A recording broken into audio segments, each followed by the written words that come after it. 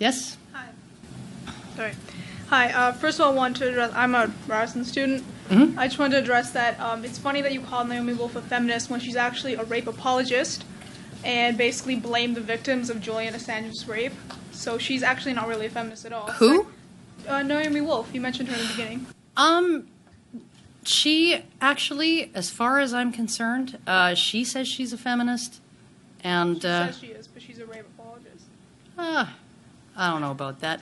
Being skeptical is not rape apology. Okay.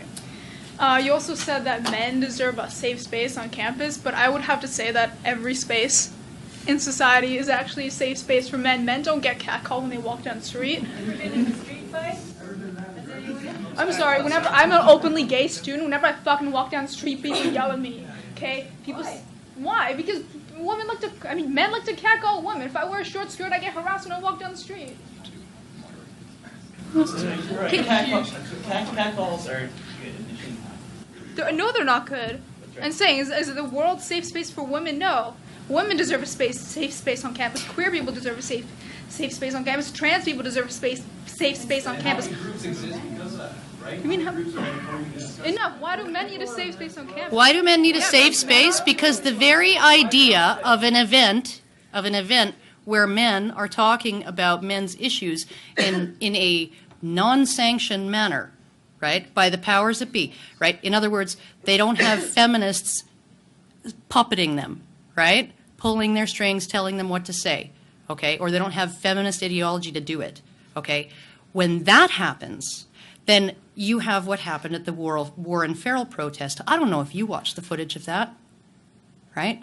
But if I were one of the men who was trying to attend an event talking about male suicide and all kinds of other stuff, and I had some woman who knows she can get away with it up in my face calling me every name in the book, screaming at me, I don't think I'd feel very safe, right?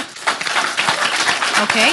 And frankly, men are the majority of victims of public sphere violence. I'm not saying that any of those statistics or male suicide, any of that stuff exists, because it does. Men are the victims of more workplace violence, workplace suicides, low enrollment rates. That said, that's not systematic oppression in society. Really? I think that when a 6-year-old girl can hit another child and get away with it and never ever have to suffer retaliation because he's a boy, okay? I think that's systematic. How? Because if the system intervenes and punishes the boy for hitting back, right? It's systematic. Because we hear the same argument. What, you're saying that it should be okay to hit women? Nobody should be hitting anybody in the first place. Hit back. You can hit back. You shouldn't it's okay for a woman to hit a man? What? Why does feminism say it's okay to hit a man? Feminism does not say that it's okay to hit a man. Okay. Thank you for the questions. Professor Sheehy. Okay,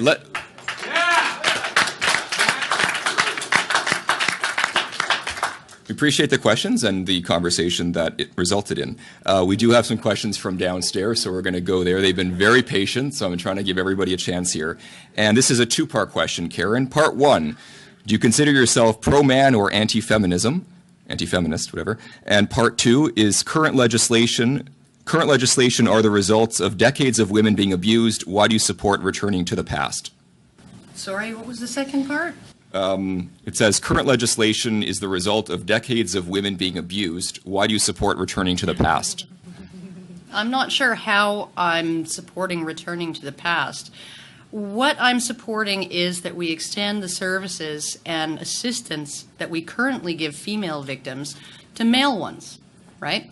And it's not, we have the system that we have because for decades women were, actually for centuries, really, for millennia, I'm sure, there were women who were abused, okay? There were also men who were abused, and there is documentation of society's reaction and how society would deal with a man who the community discovered his wife was beating him, right? And he would be publicly shamed by being ridden through the town square seated backwards on a donkey while the crowd jeered and threw things at him, right? Or he would be strapped to a cart and have the same thing done, right? called the Skimmington Ride, where they would bang pots and pans at him, sometimes when he was in his house, and throw things at his house, because he was allowing himself to be abused by his wife, right? There was no help for him, right? There was marginal sympathy, right? It's not my business, but I feel for you. Maybe I can give you some advice to make it better for women, right? There was no sympathy for men. There still is no sympathy for men who find themselves in that position. And frankly, to say that I'm trying to take us back to the days before battered women's shelters existed, when one of my stories today, one of my anecdotes, was about a personal friend of mine, right? Erin Pitsey, the woman who opened the very first battered women's shelter and who also wanted to open shelters for men, but was blocked at every turn in her efforts by radical feminists. So I guess maybe Danny Boy was right. Piece from Everyday Feminism, just because it is hilarious. Okay, so this piece from Everyday Feminism discusses what intersectional feminists are looking for in a date. It is not a wonder that they are miserable people, intersectional feminists, because these are questions. They're 10 questions you are supposed to ask your date if you're an intersectional feminist. The following list of questions writes, who wrote this? Lara Witt. I'm not going to assume his, her, gender. I'm not going to assume gender because we're not allowed to do that at Everyday Feminism, the greatest site on the internet. But here is what Lara writes.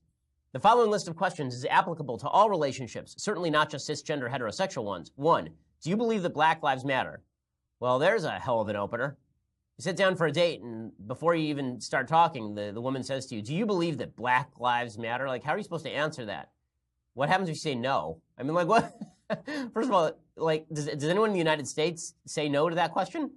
Of course everyone believes Black Lives Matter. The question is whether you think the movement is actually worthwhile or whether it is a vast misinterpretation of variable data on police activity. But never mind all that. It's just, then, what are your thoughts on gender and sexual orientation? I love this. The gender binary is a tiny box. I wish it didn't exist, but it does. I wouldn't want to be with anyone who's queer phobic.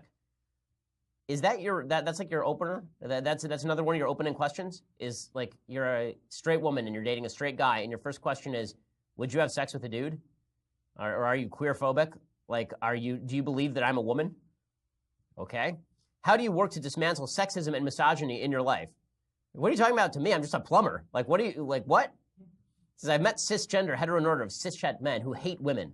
They say they love women, but that love is conditional on not having their toxic masculinity questioned or threatened in any way. And they love us as a monolith. They love what women have to offer, whether it's sex, food, love, care, emotional labor. They love us for what we can do for them, not because of who we are for ourselves.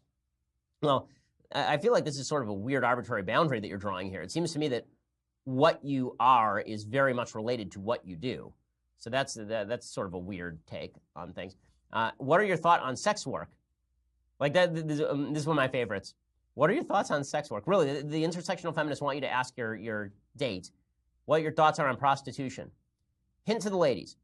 If you say to a man, what are your thoughts on prostitution? The guy's like, love it, all for it. You shouldn't date him. It's going to go badly. But apparently this is a question to ask when you're dating because being pro-sex worker is a necessary pillar for dismantling the patriarchy. There's nothing that dismantles the patriarchy like making it more available for scummy men to have sex for money. Nothing dismantles the patriarchy just like that, which is why when you watch old Westerns, everyone goes to the whorehouse because they're all trying to dismantle the patriarchy. It's a thing. Are you a supporter of the BDS movement? Perfectly. I love this. I love this. It's just great that on your first date, you should ask whether you hate Jews and want to divest from Israel. What is your understanding of settler colonialism and indigenous rights? Wow. Do you think capitalism is exploitative? First of all, I would say yes to that question just so that I could avoid actually having to pay for dinner. I would say capitalism is exploitative, so let's break the check. Can any human be illegal?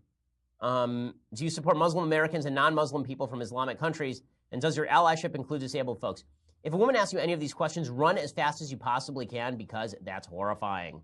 That'll be the worst marriage ever. But I guess marriage is cishet anyway, so